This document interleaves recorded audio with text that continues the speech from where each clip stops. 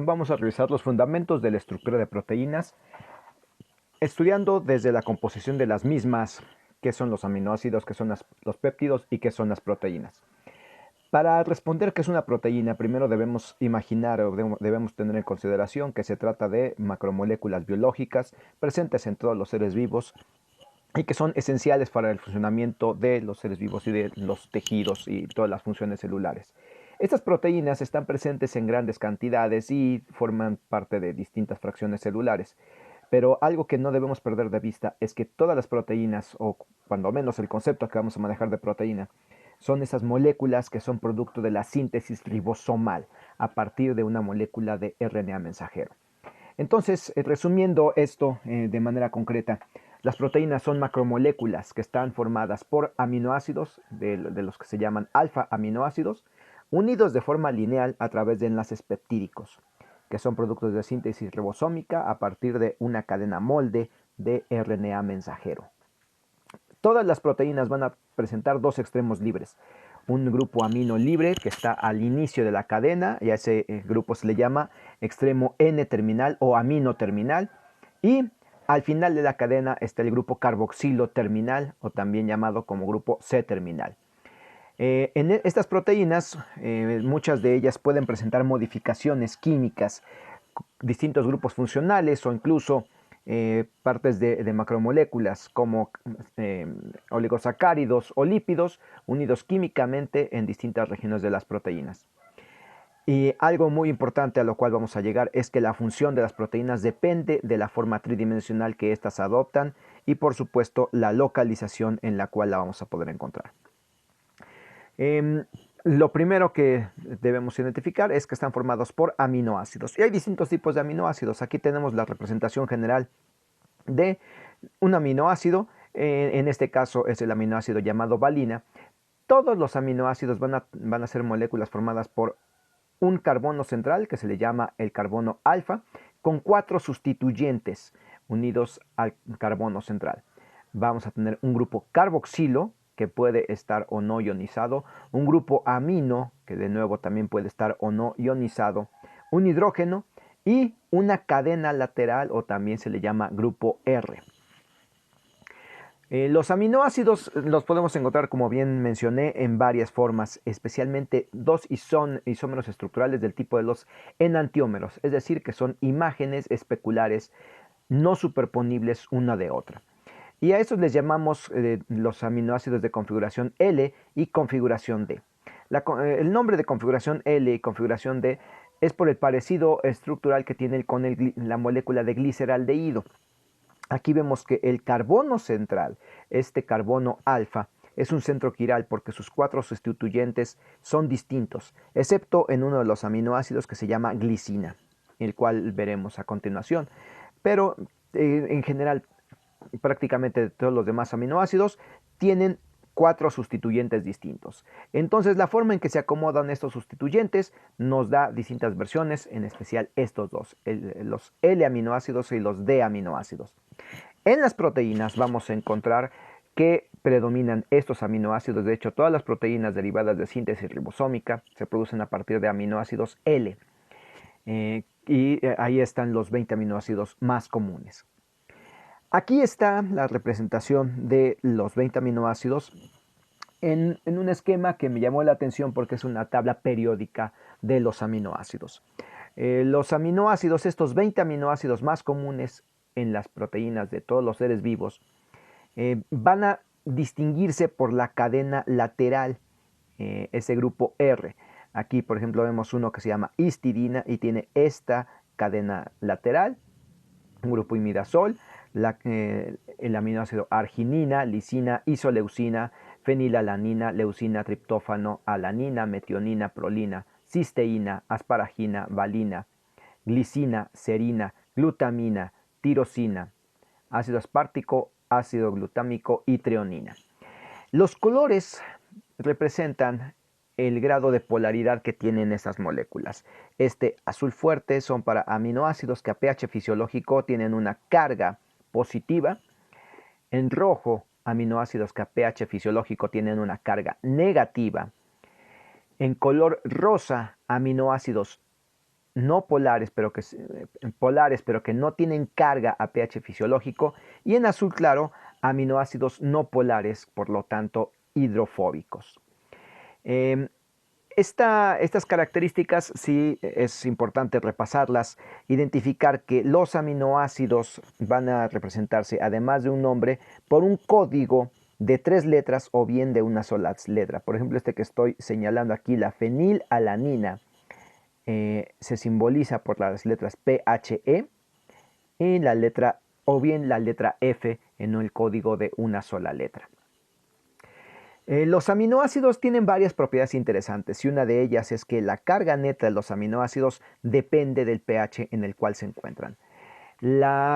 Aquí en esta representación vemos que conforme se disminuye la acidez del medio en el cual se disuelve el aminoácido, la carga va a variar.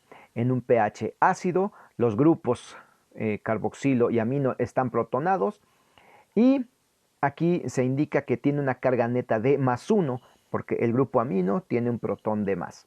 Pero conforme disminuye la acidez, entonces este aminoácido pierde el protón en primer lugar del grupo carboxilo y aquí vamos a tener una especie química del aminoácido en la cual tanto el grupo amino como el grupo carboxilo están ionizados, uno con carga negativa, otro con carga negativa, esto sin considerar la cadena lateral R, y por lo tanto, como tenemos una carga negativa y una carga negativa, una positiva y otra negativa, ambas se anulan, lo cual da una carga neta de 0. Si se continúe disminuyendo la acidez o lo que es lo mismo, aumentando la alcalinidad en el medio, el aminoácido vuelve a perder el siguiente protón del grupo ionizable, en esta ocasión del grupo amino, y ahora el único grupo funcional que tiene carga eléctrica es el grupo carboxilo, ya es un grupo carboxilato, es toda una carga neta de -1. Voy a regresar al caso en el cual tenemos las dos cargas, carga positiva en el grupo amino y carga negativa en el carboxilato. En este caso, este aminoácido existe en la forma suiteriónica. Un suiterión tiene cargas positivas y negativas balanceadas en la misma magnitud, en la misma cantidad, entonces tenemos una carga neta de 0.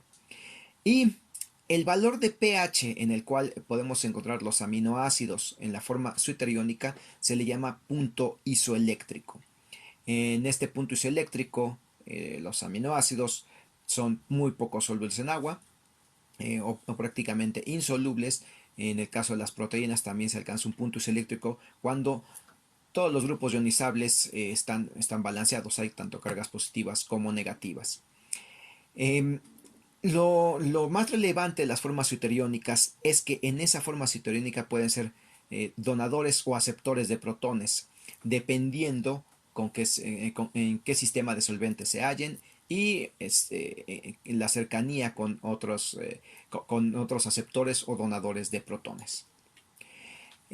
Dada esta propiedad de que pueden donar o aceptar protones, los aminoácidos también funcionan como amortiguadores. Se pueden preparar amortiguadores a partir de aminoácidos, en este caso la glicina, que es el aminoácido más sencillo que tiene solamente un grupo carboxilo, un grupo amino, a un carbono central, y que aquí vemos que tiene dos hidrógenos, va a estar uno a cada lado. Conforme se va añadiendo base, entonces esto va a perder el protón primero del grupo carboxilo para hacer un carboxilato. Tenemos aquí la forma suiteriónica. Se sigue añadiendo base y se pierde el segundo protón, esta vez el del grupo amino. Entonces vamos a ver que como estamos aquí considerando tres especies químicas. La primera, el aminoácido con carga +1, conforme vamos alcalinizando el medio, pierde ese protón hasta alcanzar un valor de pH, que es el valor de pK1, en el cual coexisten esta forma ionizada y la suiteriónica. Después me voy al otro extremo, donde se añade un exceso de base que conduce a la desprotonación del grupo amino, y aquí es donde encontramos el otro valor de pK asociado a esta reacción de desprotonación. Pero entre los dos valores de pK que corresponden al pK del grupo amino y del grupo carboxilo, tenemos un valor que corresponde al del punto isoeléctrico, que recordemos es el valor de pH en el cual vamos a encontrar a este aminoácido en su forma zwitteriónica. Entonces es algo muy importante recalcar que los aminoácidos se pueden ionizar y que pueden funcionar como donadores o aceptores de protones en estas formas zwitteriónicas. Esto conduce a que se comporten como ácidos, ácidos débiles o bases débiles de Bronsted-Lowry.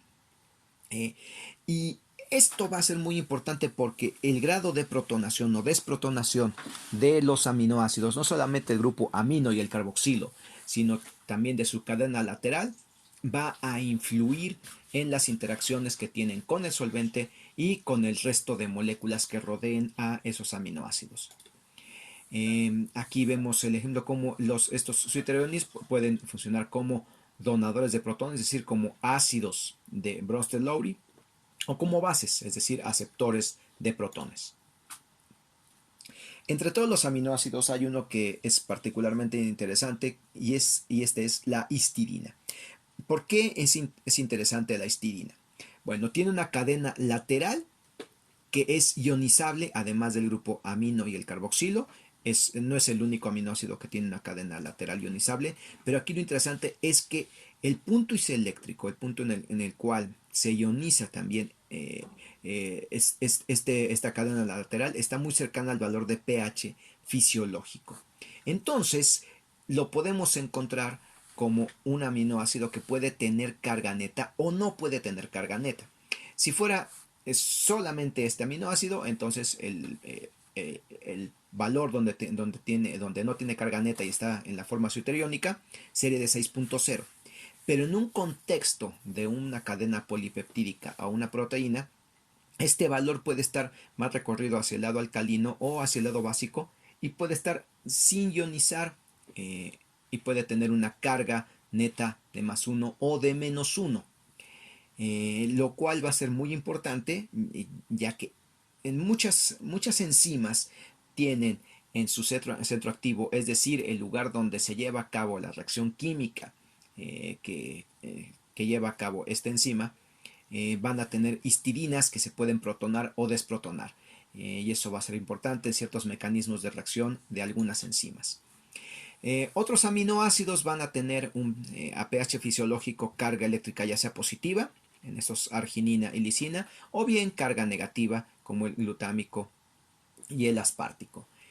Aquí esta es la curva de titulación para el glutámico, que tiene estos tres valores de ionización, estos del grupo carboxilo, del grupo amino y de su cadena lateral. De los aminoácidos que tienen grupo lateral aromático, es importante destacar que este grupo aromático del triptófano y la tirosina absorbe fuertemente la radiación ultravioleta. Entonces esto permite hacer una cuantificación de los aminoácidos presentes en una proteína, o mejor dicho, se puede hacer una estimación de la concentración de una proteína a partir de la absorción de radiación ultravioleta en función de la cantidad de triptófanos o de tirosinas que tenga en su composición la proteína. Ahora pasemos a lo siguiente, que es la formación del enlace peptídico. Los aminoácidos, al ser los bloques de construcción de las proteínas, estos son monómeros a partir de los cuales se forman estas macromoléculas por una reacción de polimerización de tipo de condensación. ¿Qué significa reacción de condensación? Tenemos dos moléculas que son los monómeros, que al reaccionar liberan una molécula pequeña, en este caso es una molécula de agua, y se forma aquí un dipéptido. Como parte de la nomenclatura importante, hablamos de aminoácidos cuando hablamos de estos monómeros libres, pero ya en una cadena peptídica, donde están unidos covalentemente, hablamos de residuos de aminoácidos, o a veces me voy a referir a ellos solamente como residuos. Aquí vemos que en este dipéptido hay un grupo amino libre, un grupo carboxilo libre, y el resultado de la unión entre los dos aminoácidos es un enlace de tipo amida bastante especial, y se le llama enlace peptídico porque es el que une a los péptidos y a las proteínas. Cuando enlazamos más aminoácidos, entonces vamos a tener oligopéptidos o polipéptidos.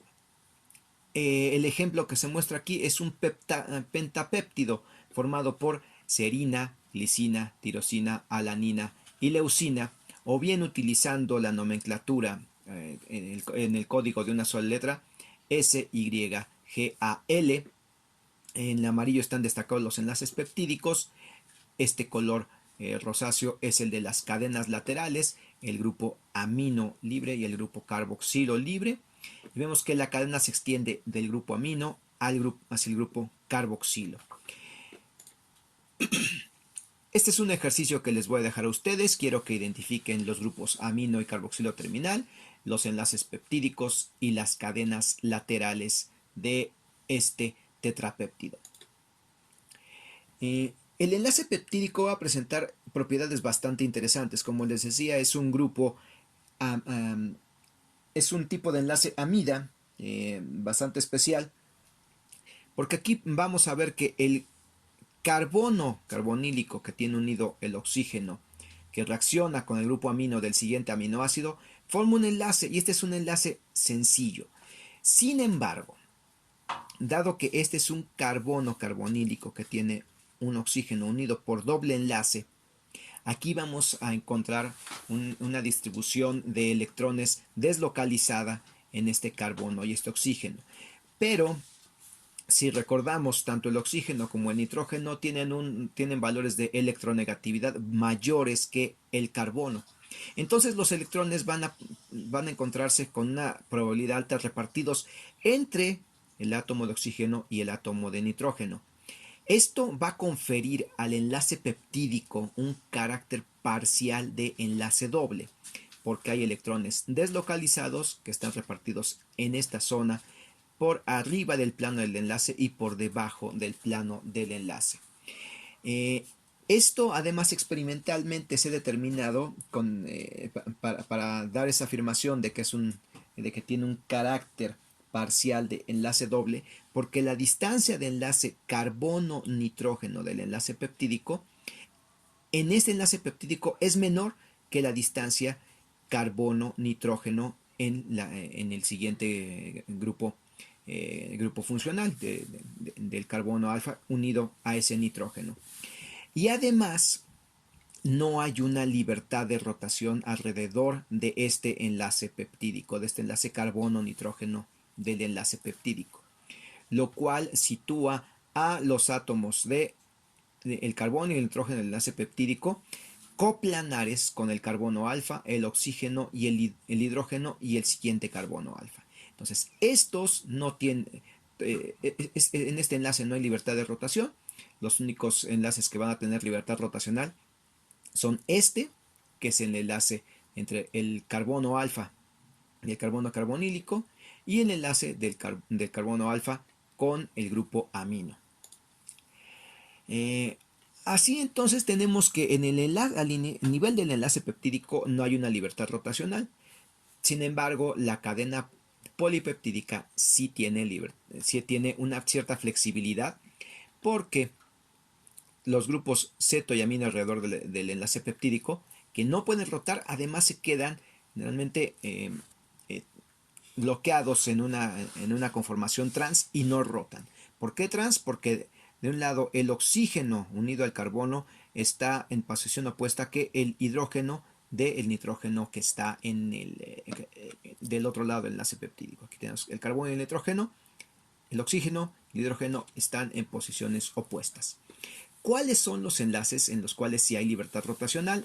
Están señalados aquí como el enlace Phi, que es el enlace que está entre el carbono alfa y el nitrógeno del amino, y entre el carbono alfa y el carbono carbonílico de ese mismo aminoácido. Este otro enlace se le llama enlace Psi.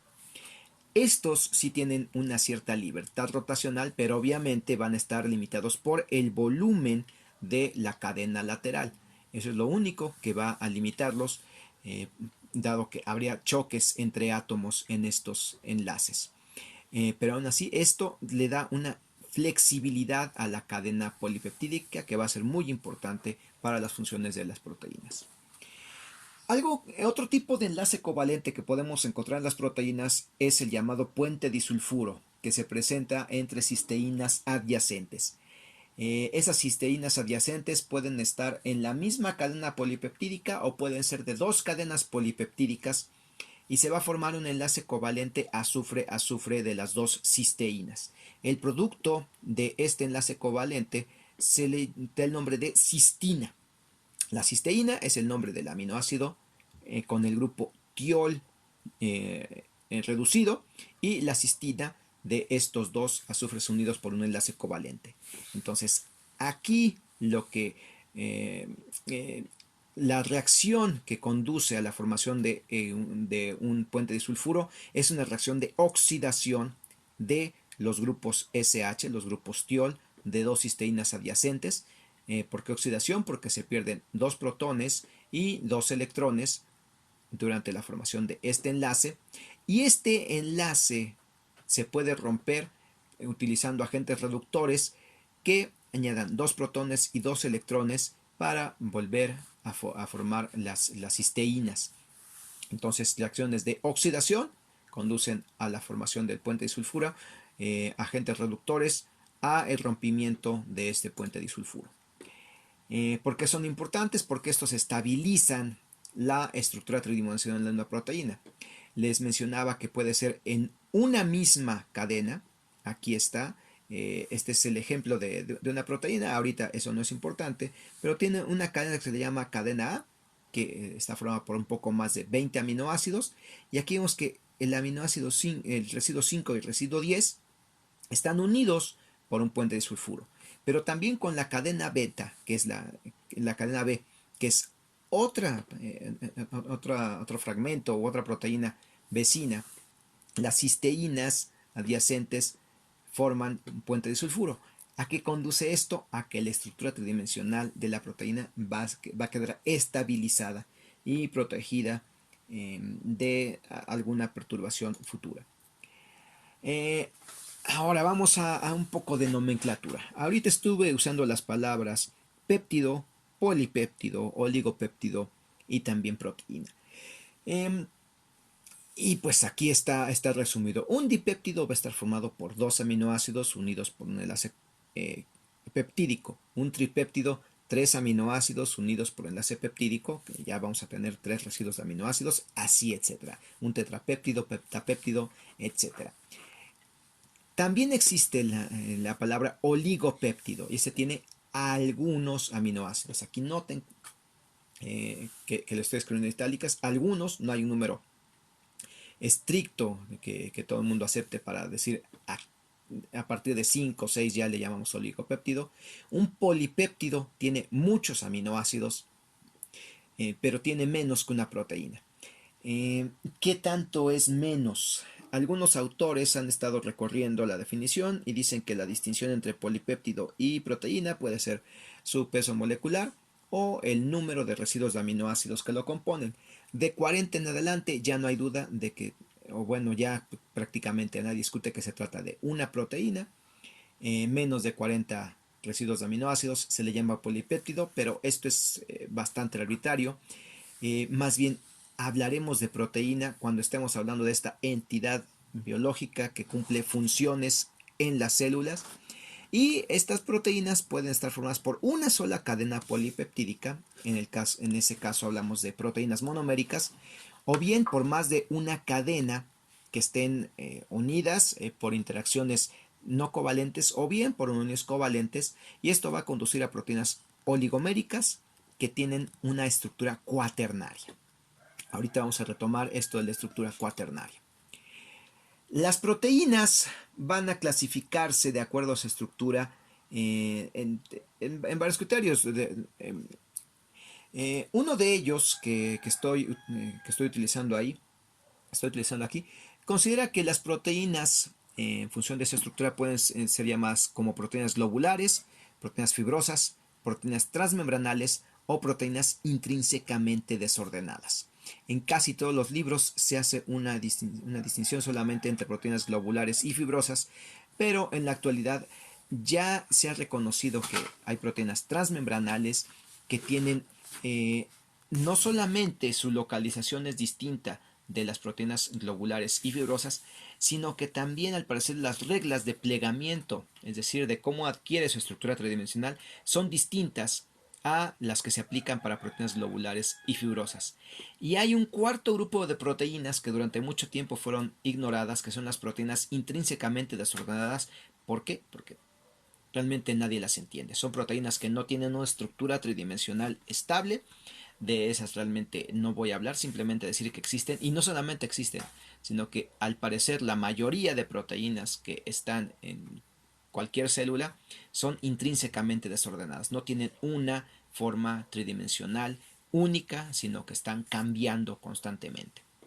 De todas esas proteínas, las proteínas globulares son las que entendemos mejor y entendemos cuáles son las reglas de composición de aminoácidos, más o menos se entienden las reglas de plegamiento.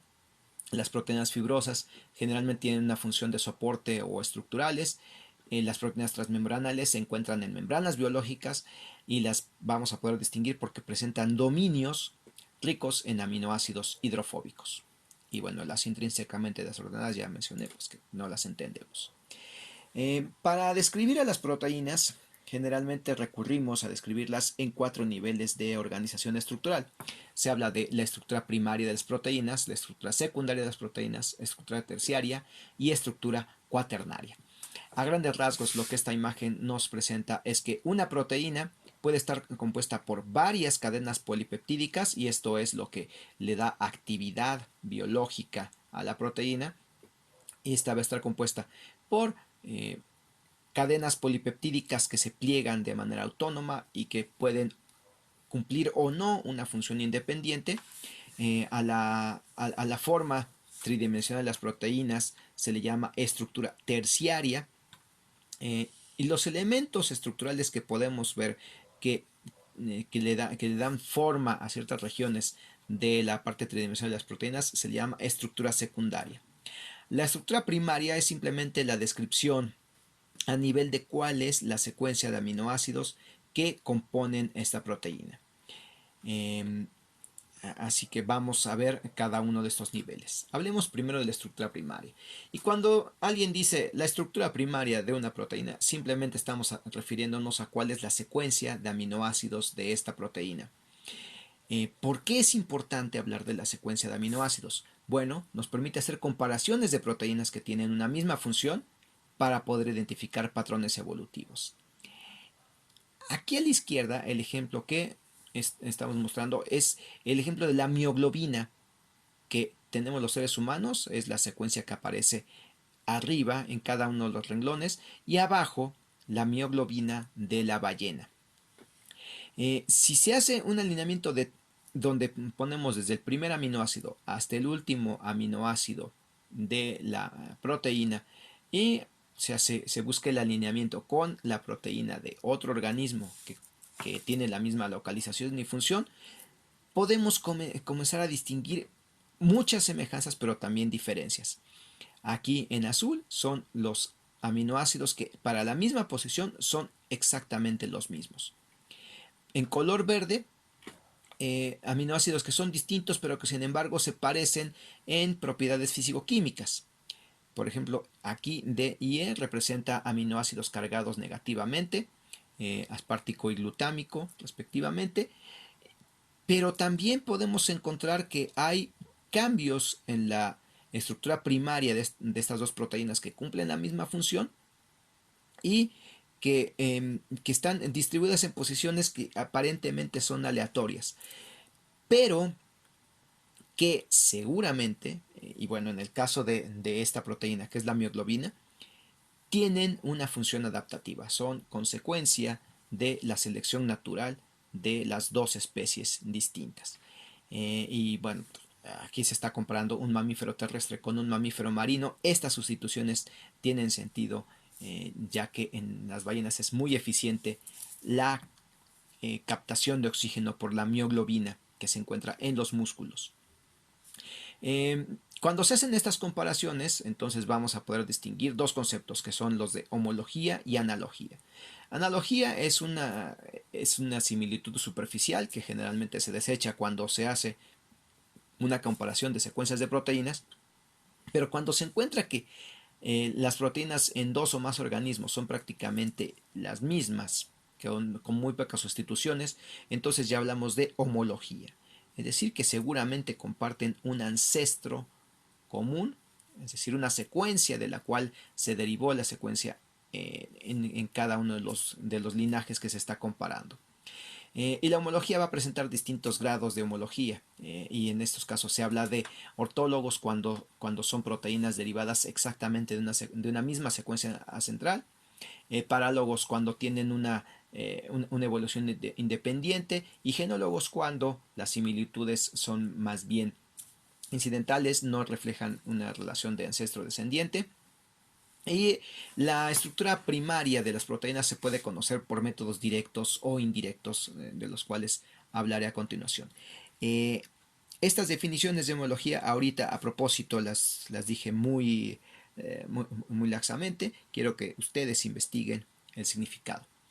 ¿Cómo podemos conocer la estructura primaria de una proteína? Pues primero hay que purificar la proteína y se somete a un protocolo de secuenciación de una proteína.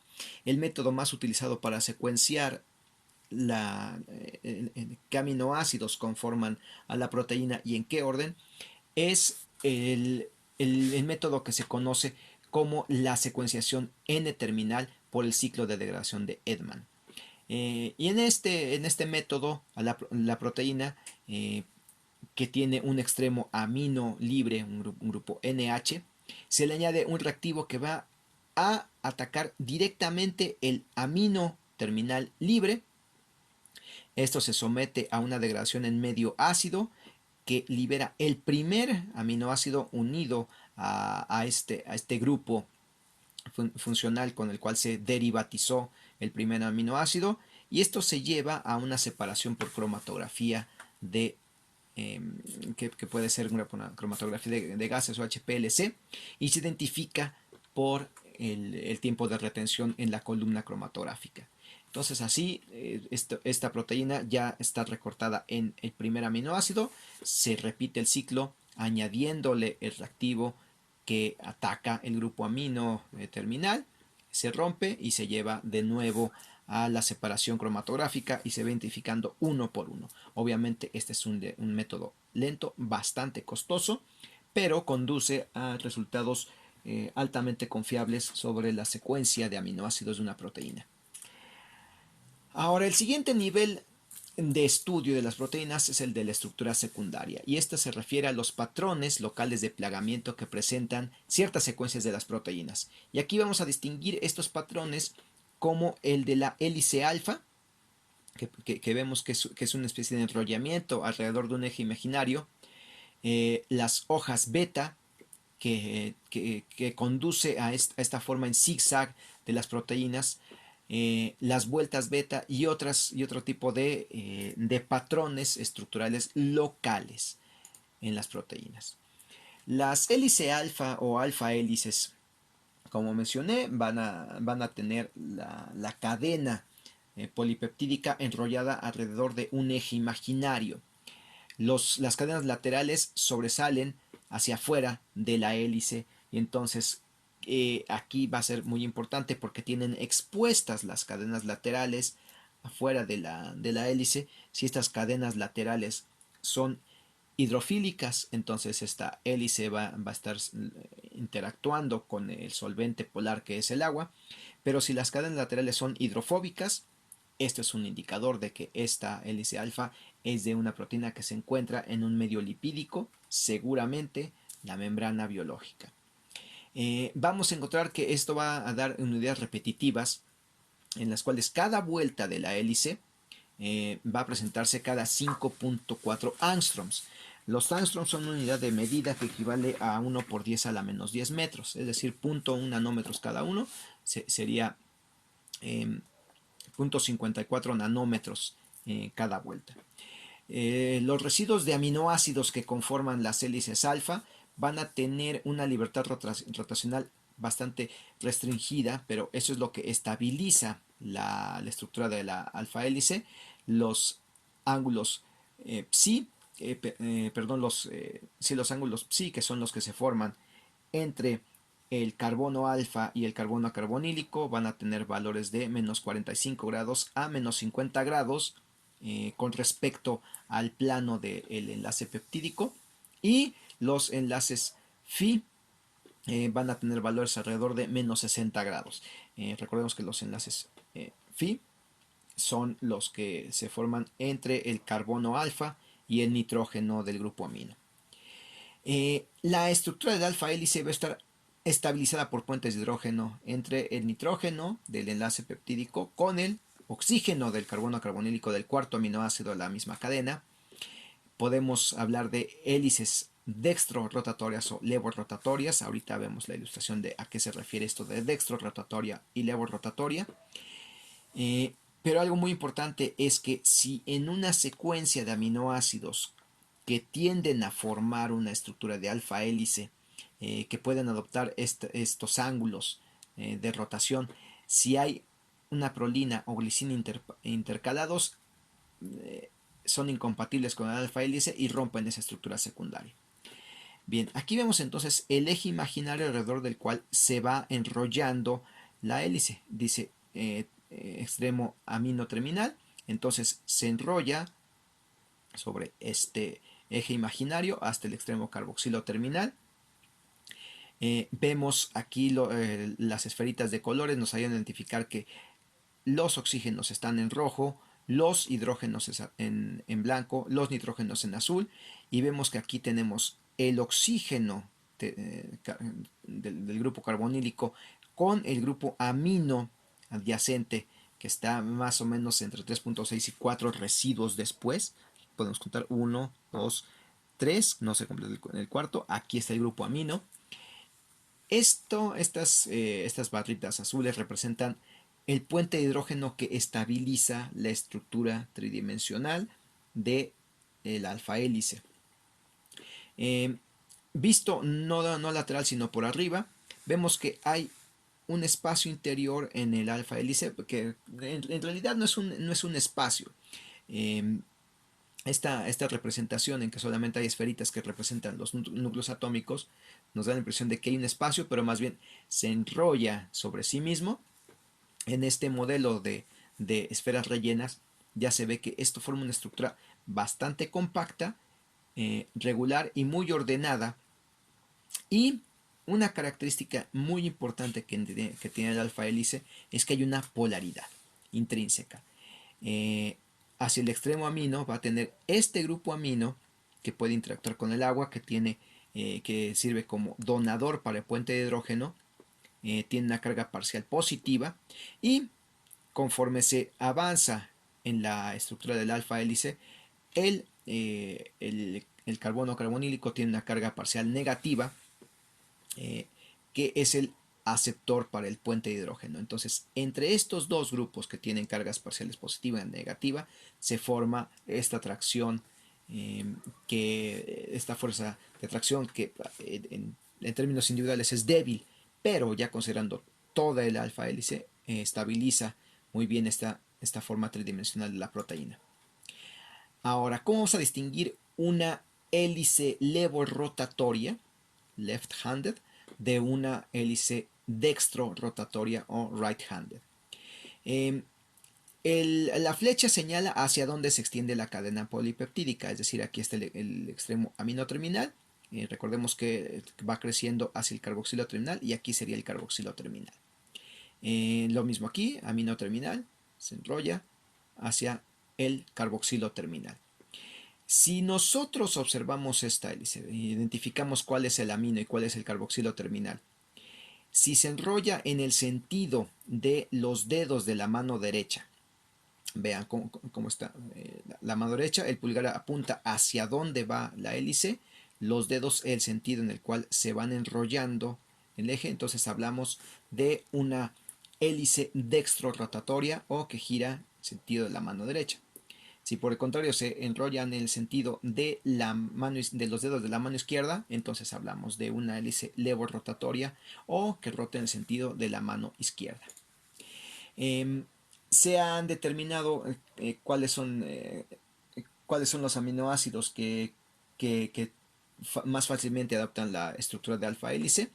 Y eso se determina en términos termodinámicos como el cambio, en la diferencia de cambio de energía libre de Gibbs al adoptar esa estructura. Hay algunos que espontáneamente lo forman, no requieren ninguna adición energética, como la alanina. Todos los que tienen número pequeño, quiere decir que espontáneamente, sin necesidad de dar energía, se forma o se tiende a adoptar esta estructura de hélice alfa. Pero en cambio aquí vemos que la prolina requiere un valor numérico alto para que se forme esta alfa hélice, es decir, tiene que forzarse por algún método mecánico o químico esa estructura de alfa hélice, lo cual se vuelve bastante complicado en términos fisiológicos que se logre. Sin embargo, sí puede haber hélices con prolina, pero generalmente no. Ahora, el otro tipo de estructura secundaria es la hoja beta, que se forma por porciones de cadenas polipeptídicas adyacentes. Aquí también hay una estabilización por puentes de hidrógeno, pero esta vez no de un aminoácido contando sobre la misma cadena con algún otro, sino el aminoácido adyacente. De nuevo tenemos un grupo amino, que es el donador para el puente de hidrógeno, y un oxígeno del carbono carbonílico, que es el aceptor del puente de hidrógeno. Aquí las cadenas laterales van a estar alternadas hacia un lado y hacia otro, formando esta estructura típica de zigzag de la hoja beta, y es por eso que se habla de una hoja beta plegada. Y es bastante común este tipo de estructura secundaria. Y podemos encontrar hojas beta antiparalelas. ¿Por qué antiparalelas? Porque aquí comienza el extremo amino, se va extendiendo la cadena. Aquí hay un segmento que da la vuelta o adopta otro tipo de estructura, y por aquí continúa y continúa. Del lado lateral se ve esta forma plegada, y por eso se habla de una hoja beta plegada. Y aquí lo importante es ver que la estabilización de la estructura está dada por estos puentes de hidrógeno entre grupos amino y el grupo carbonilo de una cadena adyacente. El otro tipo de hoja beta es de las cadenas paralelas, donde el grupo amino carboxilo corren en la misma dirección. Aquí esta es la cadena polipeptídica. Esto querría decir que la cadena se continúa y da la vuelta, y aquí se continúa, y aquí es donde se estabiliza para formar la estructura beta plegada. Da una vuelta, puede ser muy elaborada, y luego aquí regresa. Regresa y se estabiliza por estas interacciones. Sin embargo, este es menos frecuente. La prolina, ya lo mencioné, y la glicina son incompatibles con la estructura secundaria, a menos que haya una entrada de energía, un mecanismo que esté forzando mucho, que formen parte de estas estructuras secundarias. En las estructuras donde las encontramos generalmente son en los giros. Y hay dos tipos de giros: los giros donde interviene prolina, o los giros donde interviene la glicina.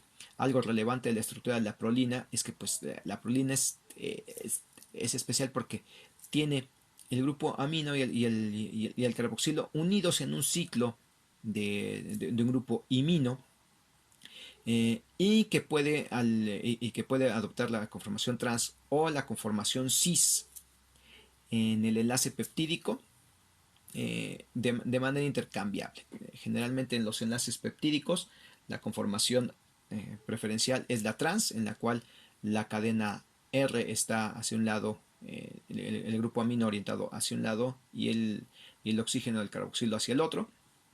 Pero aquí pueden estar orientados hacia el mismo lado, y eso es lo que favorece los giros beta de tipo 1. ¿Cómo sabemos si un segmento de cadena polipeptídica puede adoptar una conformación de hélice alfa o de hoja beta o algún otro? Bueno, un investigador de apellido Ramachandran, de origen hindú, propuso el siguiente análisis comparando la libertad rotacional alrededor de los ángulos phi y psi de los distintos aminoácidos. Encontró que hay ciertos valores de rotación preferencial que favorecen ya sea las hojas beta o las hélices alfa. Aquí vemos el diagrama, se lee de la siguiente manera. Aquí están los valores de los ángulos para el ángulo psi y aquí para el ángulo phi. Vemos que a la mitad de esta escala hay un valor 0, es decir, que están alineados con el plano, con respecto al plano del enlace peptídico. Y si están en sentido de las manecillas del reloj, eh, la rotación de los grupos funcionales alrededor del enlace phi, entonces toma valores negativos. Si es en contra del sentido de las manecillas del reloj, entonces tiene valores positivos. Y lo mismo aplica para los enlaces psi. Recordemos, los enlaces psi son los de carbono-carbono y los enlaces phi, carbono-nitrógeno, que no son los del enlace peptídico. Y hay muchos valores de ángulo de rotación de estos grupos funcionales con respecto al plano del enlace peptídico que favorecen principalmente la estructura de hojas beta. Ahora hablemos de la estructura terciaria. Aquí lo que escribo es que la estructura terciaria es la forma auténtica, tridimensional de una cadena polipeptídica. Algo que hasta el momento no es posible es predecir, solo conociendo la secuencia de aminoácidos, cuál va a ser la forma tridimensional que va a adquirir esta proteína. Y esto es porque se desconoce cuál es el mecanismo preciso de plegamiento.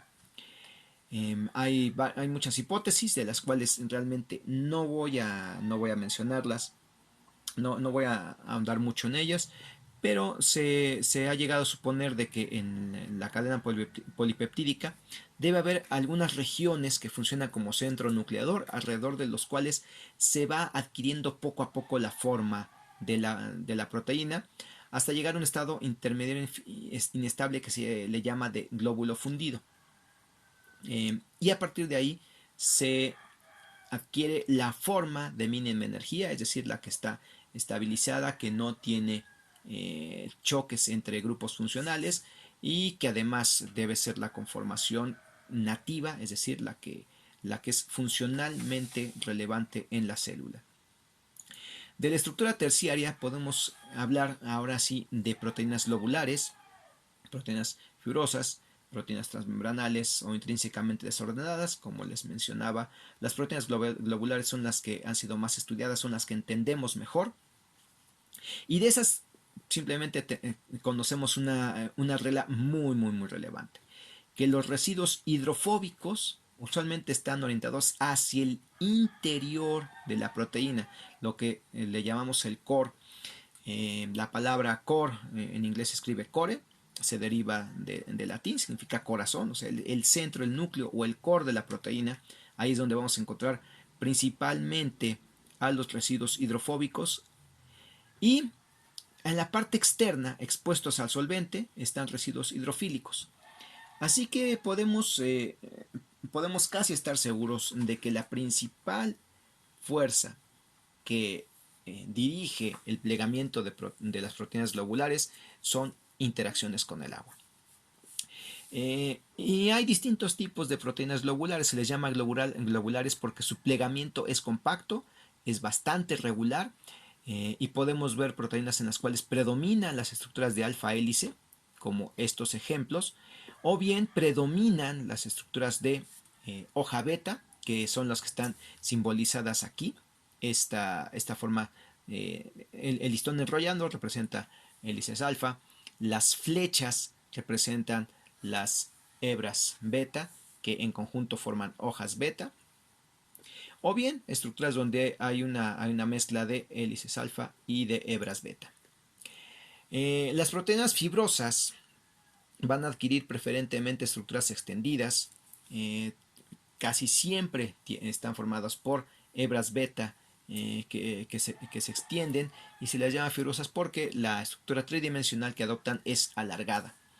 Este es uno de los ejemplos, son las fibras de la colágena que se encuentran en la matriz extracelular de las células de mamífero, en prácticamente todos los tejidos. Este es el ejemplo de la unidad monomérica de la fibroína, de la cadena pesada de la fibroína, que es el principal componente de la seda, del gusano de seda, Bombyx mori. Eh, Esta es la representación de la estructura tridimensional de esa proteína, de la cadena pesada de la fibroína. Y lo que se presenta aquí es el gráfico de Ramachandran, donde vemos que la mayoría de los aminoácidos que componen esta proteína tienen tienen una libertad rotacional que favorece la estructura de hebras beta, que van a formar la hoja beta de la fibroína. Y muy pocos de estos aminoácidos caen fuera de la región preferente de hebras beta. Algunos de alfa hélice, que van a ser solamente en porciones minoritarias de la estructura de la fibroína. Ahora, por último, la estructura cuaternaria. Hablamos de estructura cuaternaria cuando nos referimos a proteínas que están formadas por más de una cadena polipeptídica. Eh, un ejemplo muy claro es el de la hemoglobina. La hemoglobina está formada por 4 cadenas polipeptídicas, de las cuales 2 de ellas están codificadas por un gen, se le llama la cadena alfa, y 2 de ellas por otro gen que se llama que son cadenas beta. Son 2 copias de proteína beta, 2 de la cadena alfa, y cada una está codificada por un gen diferente. La estructura funcional que se encuentra en los glóbulos rojos está formada por estas 4 cadenas. Entonces se habla de una proteína oligomérica, es tetramérica, que está formada por 4 subunidades. Ahora, cada cadena, para que sea auténticamente funcional, debe tener un grupo prostético. Es decir, una molécula que no es un aminoácido, no es parte de la cadena polipeptídica, sin la cual no puede cumplir su función. En el caso de la hemoglobina, el grupo prostético, que es el que se encuentra aquí, que estoy señalando, se le llama grupo hemo. Es el grupo al cual se une el oxígeno en hemoglobina, gracias al cual puede transportar oxígeno en la sangre. Para conocer la estructura terciaria de las proteínas, existen muchos métodos, tanto métodos directos como indirectos. Estos son los métodos directos. El más confiable durante mucho tiempo fue la cristalografía por difracción de rayos X, en la cual se necesita purificar la proteína y someter a un análisis irradiando con rayos X para ver el patrón de difracción. Realmente hablar de patrones de difracción está más allá de este curso. Resonancia magnética de las proteínas, que aquí se puede trabajar con proteínas en medio acuoso. La microscopía crioelectrónica o cryo-electron microscopy es una técnica relativamente reciente, no lleva ni 15 años que está siendo ampliamente utilizada, en la cual se obtienen muchísimas fotografías obtenidas por microscopía electrónica a muy baja temperatura, y lo que se hace básicamente es promediar eh, la, la forma que se alcance a distinguir por esta microscopía electrónica. Y hay otros métodos de microscopía electrónica y otro que se llama microscopía de fuerza atómica, que solamente sirven cuando se trabaja con proteínas muy grandes, dada la resolución del microscopio electrónico, que a veces no es suficiente para ver proteínas pequeñas. Para conocer la estructura cuaternaria también hay muchos métodos experimentales para estudiar la composición, cuáles son las subunidades y en qué proporción están unidos. Eh, Quizás los más importantes son los de ultracentrifugación, es decir, tratar de medir la velocidad de sedimentación en un equipo de muy, muy alta velocidad de centrifugación. Los métodos cromatográficos de filtración en gel son de los más utilizados si uno estudia una proteína y resulta que sale en filtración en gel eh, junto con el patrón de una proteína muy pesada, pues se asume que está formada por varias subunidades quizás repetidas. basados en centrifugación de gradiente de densidad, acoplados a electroforesis. Hay otros métodos de precipitación en las cuales se trata de identificar cuáles son los componentes, algunos que utilizan anticuerpos, que se llama inmunoprecipitación y pull down. Tampoco vamos a discutir más allá de ellos. Una variante de la electroforesis en la cual se busca preservar la estructura tridimensional de las proteínas y por eso se llama electroforesis nativa. O bien métodos de espectrometría de masas acoplados a alguna otra técnica de electroforesis y o de cromatografía. Entonces, ya con esto hemos revisado los fundamentos del estudio de la estructura de proteínas. Y es, por lo pronto, todo de mi parte.